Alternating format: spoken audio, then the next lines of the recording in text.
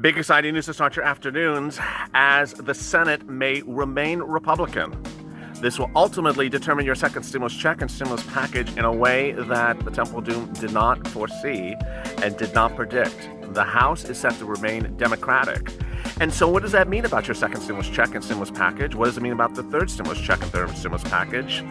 And what is happening with the presidential race? This is a taped recording done shortly before 12 noon Pacific Standard Time. And I'm so glad you're joining me for a special edition of Afternoons LALATE.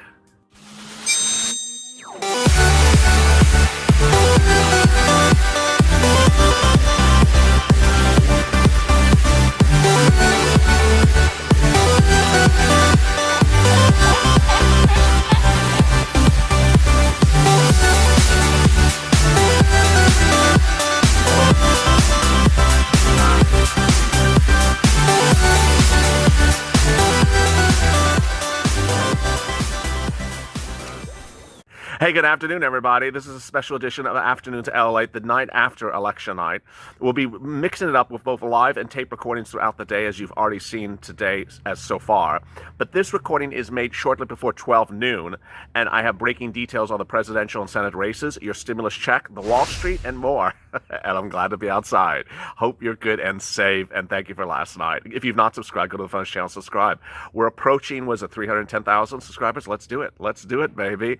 Subscribe because I don't want you to miss a video, and we're going to be going taped and live all day long. Also, like this video. It's helping in the algorithm.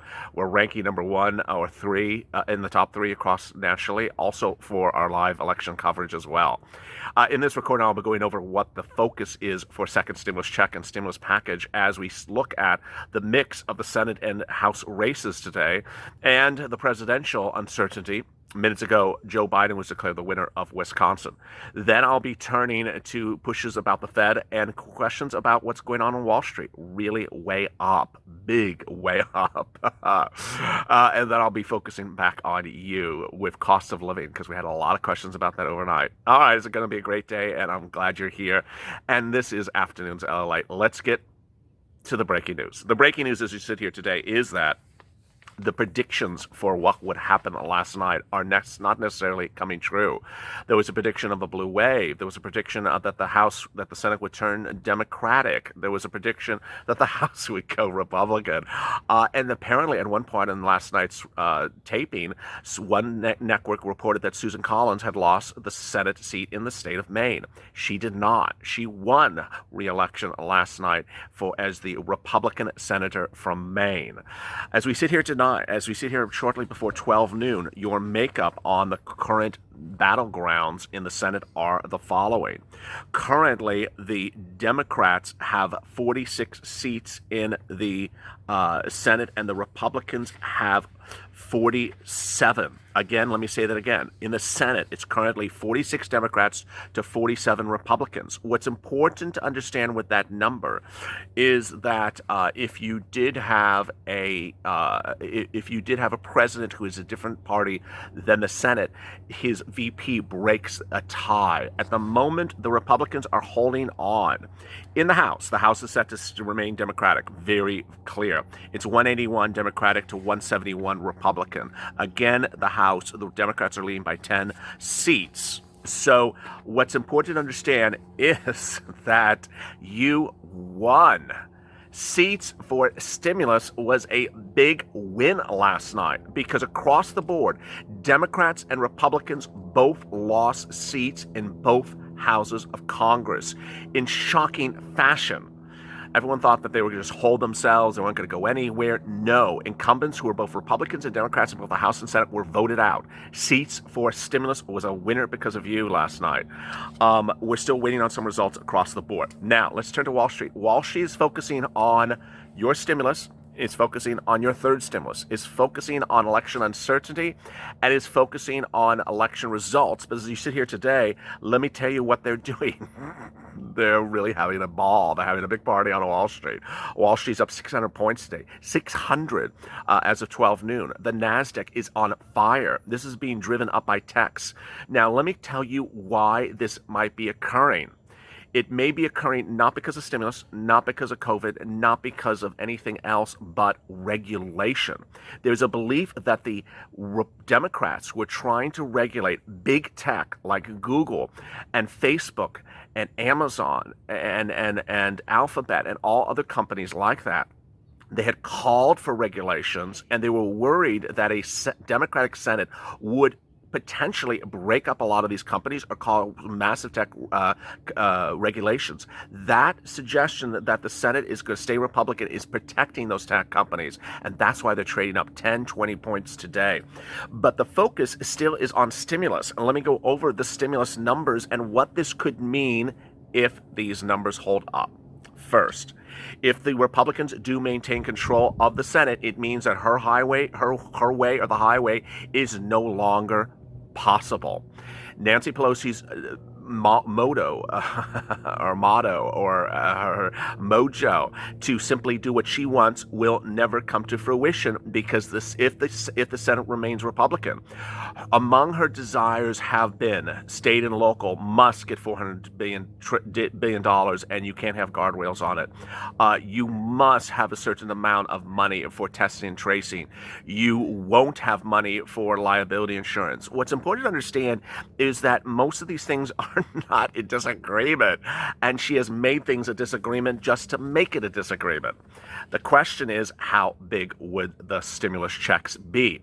Ultimately, if President Trump does not get reelected, the question is whether Biden will ask for bigger stimulus checks. His VP running mate, Senator Harris, has called for $2,000 checks for 6 months or until the pandemic improves or until unemployment goes down. Neither events are occurring. The pandemic is not going away until next spring at least. It's surging across the country. Chicago, for example, is a 7.1 infection rate, is heading towards 8% infection rate. A 7.1 infection rate in the city of Chicago has now caused curfews and has shuttered businesses after certain hours, and an 8%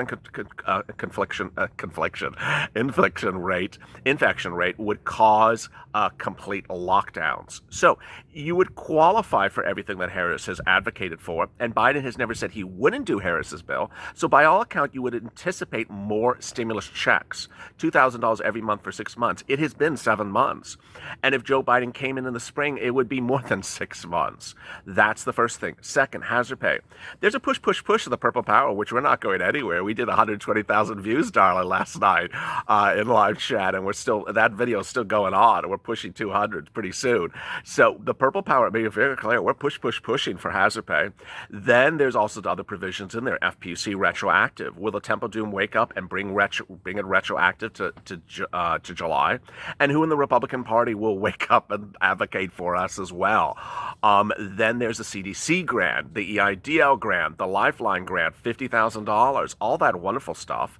She has not disavowed that. That, in fact, is actually in her bill. Money for schools, money for food, money for house rent. This is all incredible, great news for you. So would the Republicans push back on it? It's not very clear which Republicans lost seats last night. If they were the stingy Republicans, as I fondly call them, the Republicans who have called you getting rich on the American dollar, not going back to work, lazy, all those horrible derogatory comments. Are those the people who did not get reelected? Well, it looks like that narrative has not worked. The Republicans who got reelected, it appears, were the more moderates. And the Democrats who did not get reelected, we just really don't know. Maybe their hairstyle was just not very good. But that's all reassuring. Bonds are falling on Wall Street. Let's turn to Wall Street right now. Bonds are falling on hedge about uncertainty, and also as a big stimulus package looks far less likely. Interesting. I mean, the bond market's not falling substantially. It's down less than 1%. So I think that's sort of a hyperbole of an article that says, oh, we're not getting stimulus because the bond market's down less than 1%. No. Hello. The reason why the bond market is flat is because stocks are on a tear. NASDAQ is up 4% right now, but the 10-year treasury bond, which is what you want to look at for determining whether your stimulus is going to get passed or not, was up to about 1% on Tuesday night, and then was down 0.7%, less than 1% this morning. This is what Ed Keon, chief investment strategist at QMA, says. You see the 10-year bond down quite a bit. Nasdaq is up quite a bit. The low interest rates, growth stocks oriented, or at least for today, stay intact. See, he's good. I like his quote. He does not say it's down 1% because of the stimulus. It's just, as I've been telling you, if it goes up a lot, then you know it's stimulus. If it goes down 1%, it doesn't mean it's not stimulus.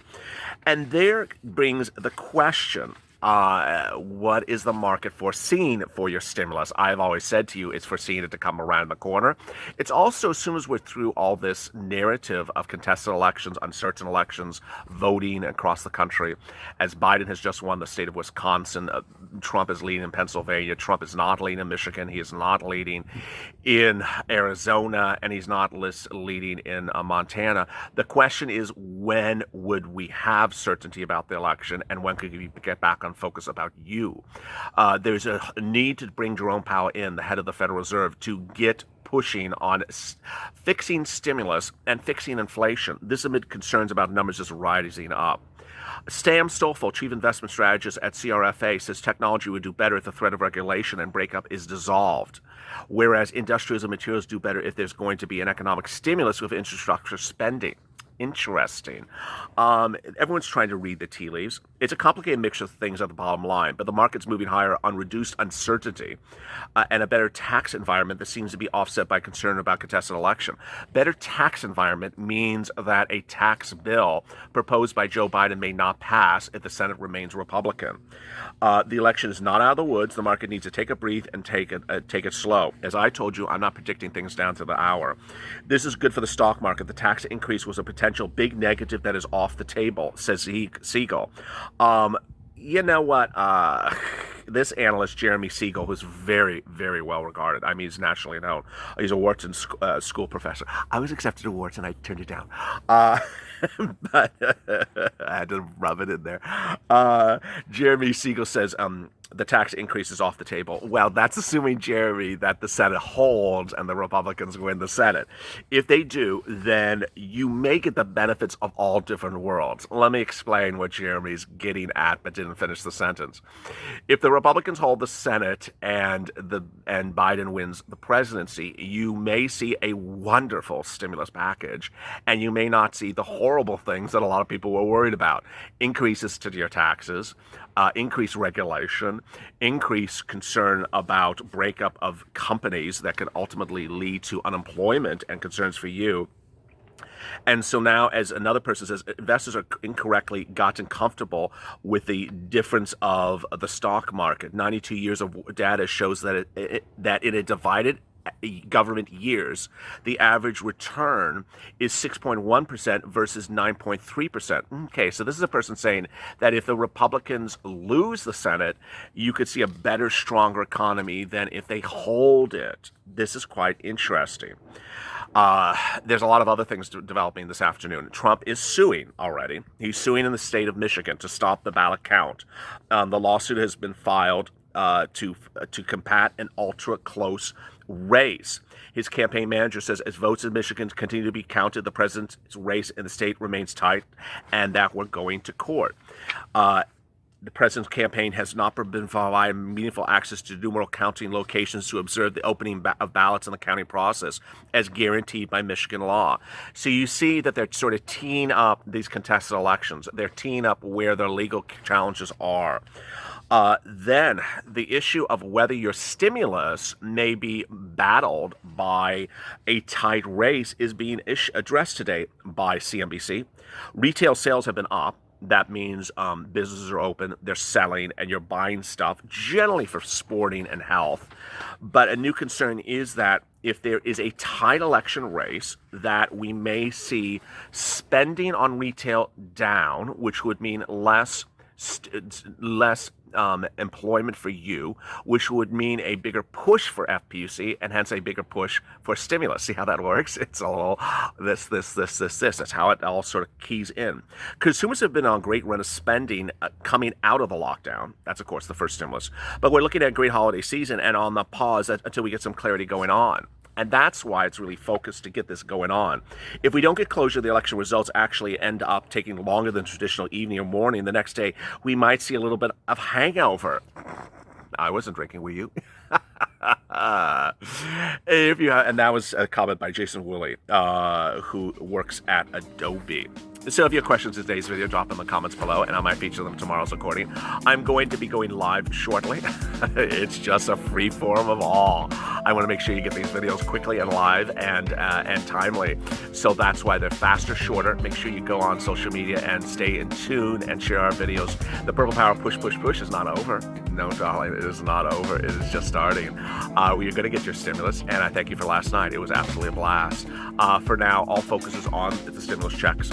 How many stimulus checks, how big, how much FPUC, how much hazard pay, how much grants. You're going to get it. And you're going to stay here as well. Go to the first channel, subscribe. We're going to get through this together, and we're going to be on the other side with a smile. Also, like this video. Coming up next is something else.